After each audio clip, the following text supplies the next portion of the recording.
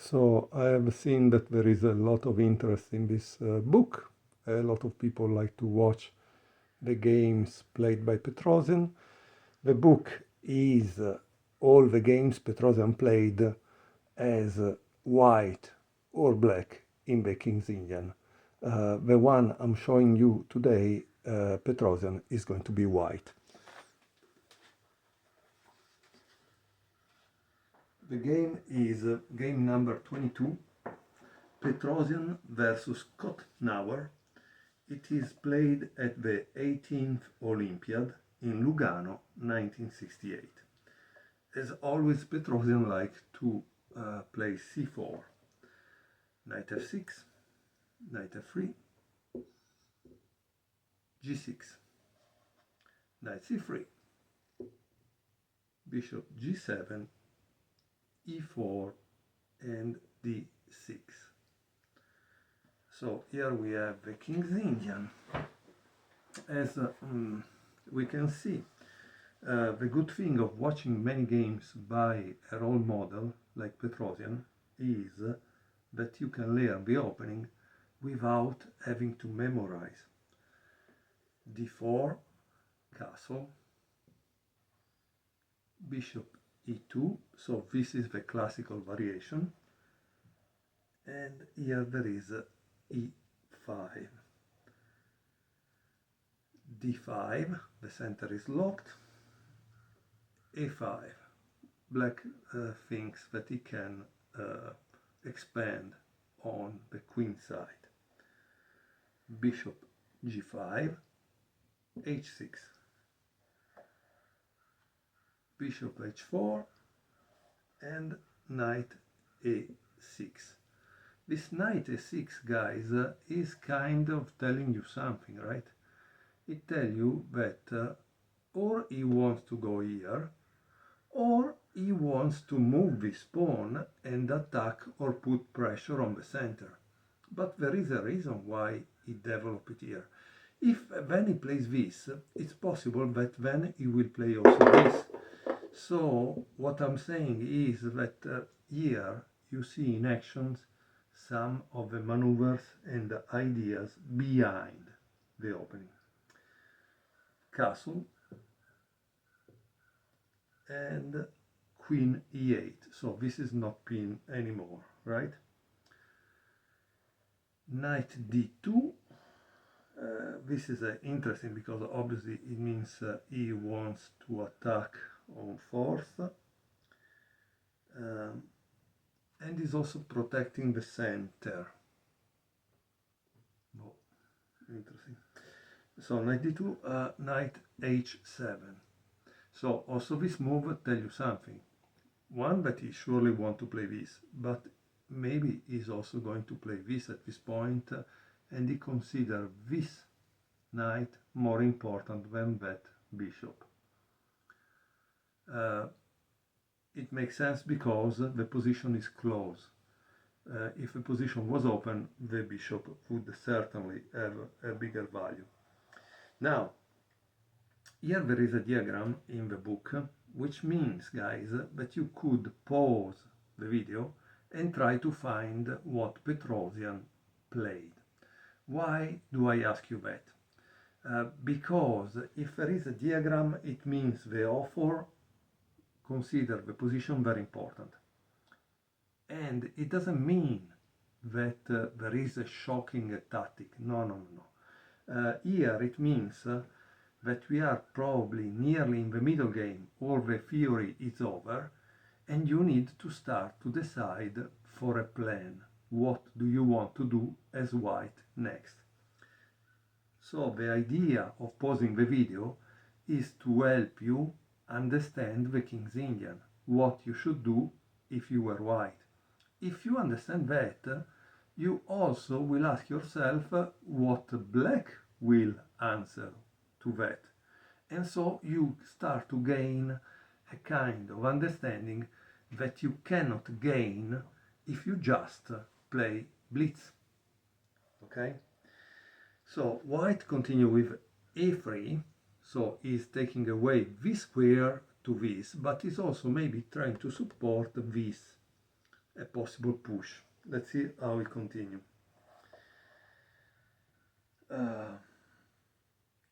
Here he plays h5. Very interesting. In view of a threat of g5 and h4, the regrouping of the black pieces is accompanied by a win of a tempo. However, the fourth move f2, f3 is useful for white. So Petrosian understood that he had to keep the bishop and he had to find a way out. f3. Now notice, this game was played in 1968. So for you guys, f3 may be a common move today, because we are 50 years later, at least. But in that time, it might have been something nearly new as idea, and for sure a club player maybe didn't know all that. So this is also the interesting part, okay? Okay, after f3, black plays something that is an inaccuracy. What should black played? Black should have played bishop d7, it says connecting the rook and threatening a4. And then played bishop h6. Instead, black played bishop h6 right away. And here it says an inaccuracy that undoes all of a black's previous effort in the opening. Okay. How does white continue? He plays b4. Wow.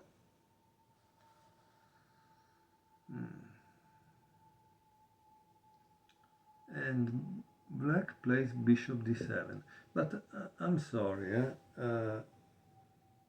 he plays b4, and it doesn't stop to tell us nothing about a takes b4. For example, why he didn't play this? Because he cannot play this, right? Because he loses. So that's the reason. Okay. And yet he didn't play it at all. Okay.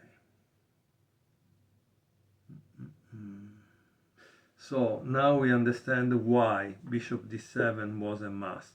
Not because of connecting the rook, that it didn't make any sense, that phrase, since the queen is still in the middle. It's because the queen was defending the rook. So bishop, you see guys, this is the thing that sometimes books or authors don't explain well, in my opinion. He said this is an inaccuracy, great, and this is the move to play, but why? Now we know why, because if you play this, he cannot play this because you will gain a pawn, and this is protected. That was what he should have said, in my opinion.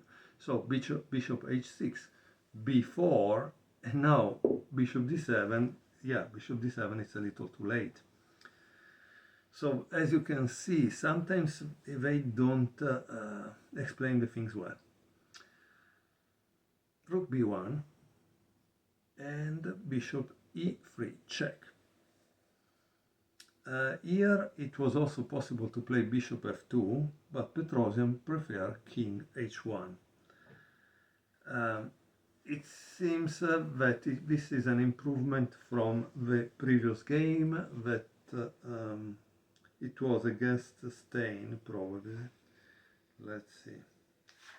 Yeah, it was a game against Stein, in which he played bishop f2, but the game ended in a draw. Okay.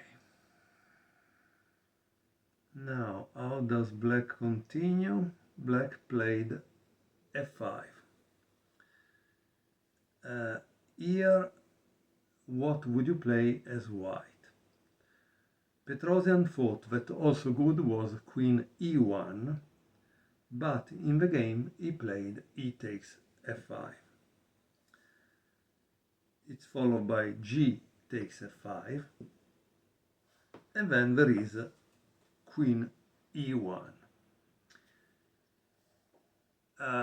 Now you must understand that this is at risk, right? Because if he's able to take something, that bishop is in a bad place. But let's see what black played. Queen G6, bishop F2, and Queen H6. It doesn't want to lose E3 more. Bishop takes E3, Queen takes E3, Knight B5, and here there is A takes B4. And what would you guys play in this position if you were white?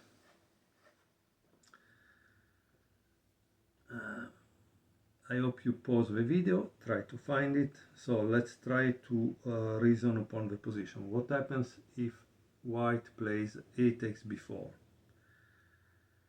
It would be followed by Knight takes B4, Rook takes B4, and then Rook A2, where black gains back one of the pieces with an advantage.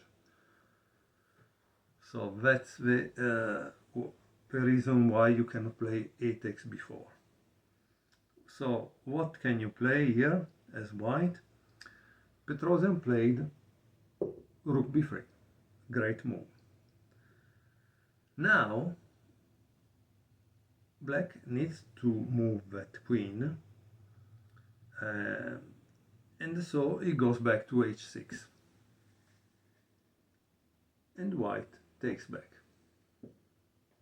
So now there is no penetration in the 7th rank of the enemy, and so this is good for white. If you don't know what the penetration on the 7th rank is and the advantage that generally gives to the enemy, you need to study Nintsovich, because Nintsovich will teach you about that.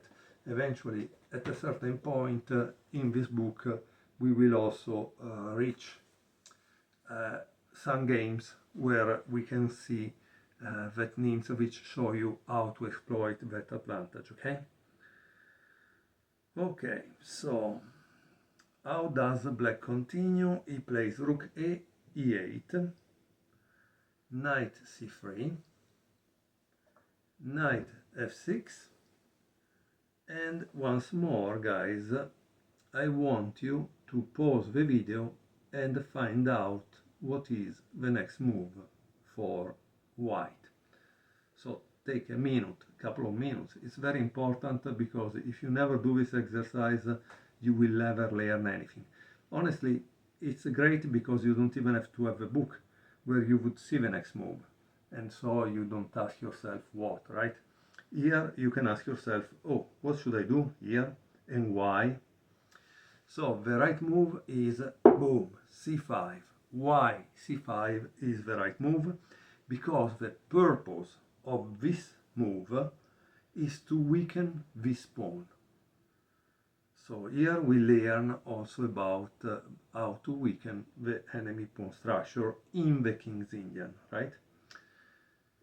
D takes C5. What do you think that now white played? Again, what is the move that white played? White played bishop takes A6. Of course, now there is the possibility to play C takes B4, but then it would be bishop takes B7, C takes B3, and rook takes C3, and for white is good. Instead, black played B takes A6, B takes C5,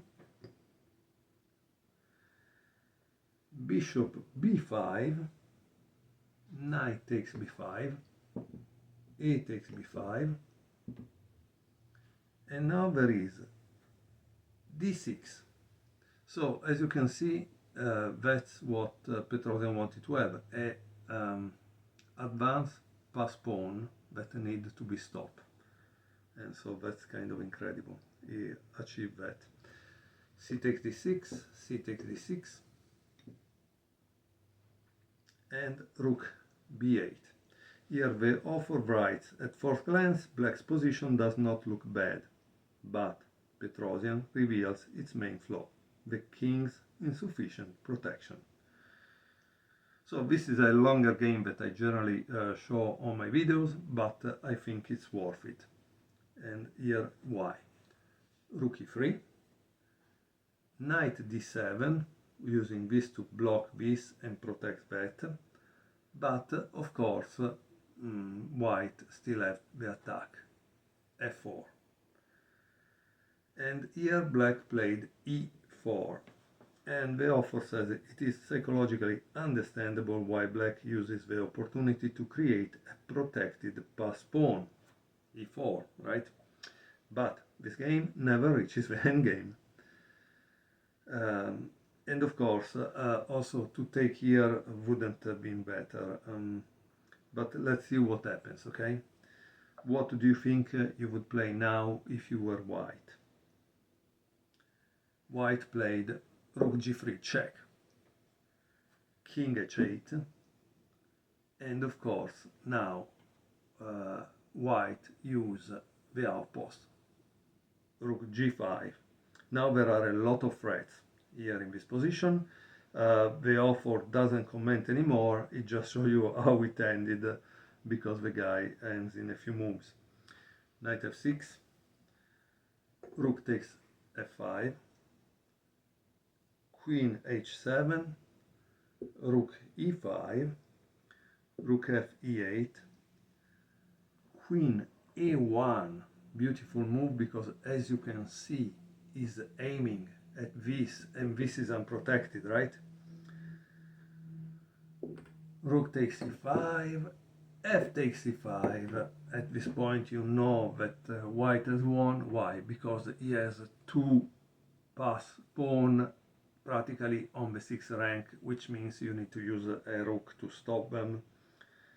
And black continue with knight g4, e6 check, queen g7, knight takes e4, and after b4 there is e7 and black resign.